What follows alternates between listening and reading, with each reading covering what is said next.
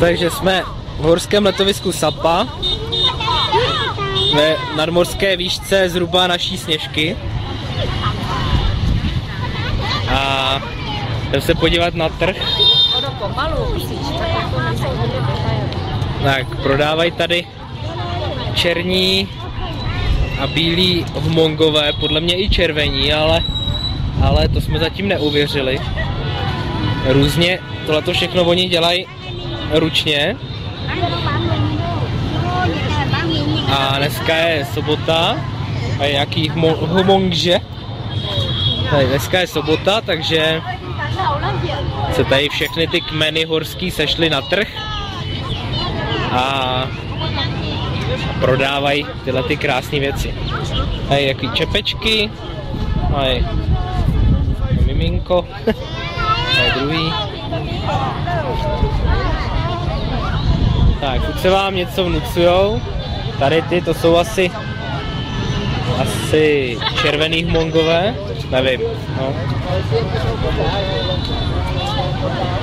Jinak je tady krásný počasí, ještě jenom takhle podívat, dáme letmej.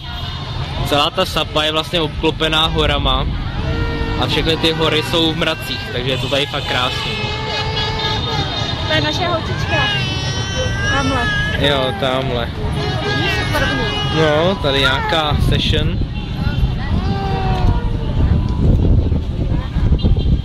Tak, jedna holčička za náma přišla do restaurace, tak taký kimíček dala něco na zmrzlinu.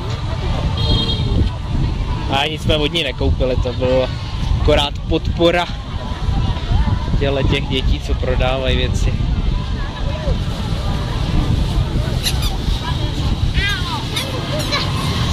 No, je to tady zajímavý.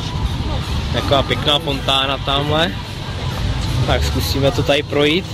Mimochodem tady, protože tady, co to je? To nějaký jablíčka to vypadá, to jsou normální proskle.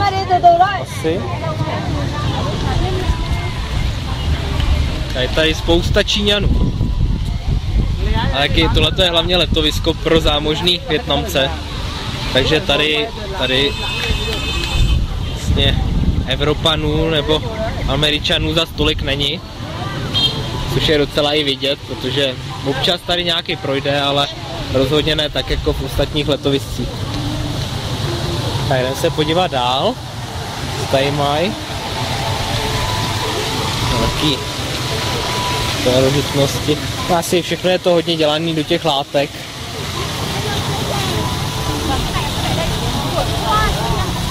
Tak, tyhle to jsou asi chlapíci od černých hmongů. Tady poprvé vidím nebo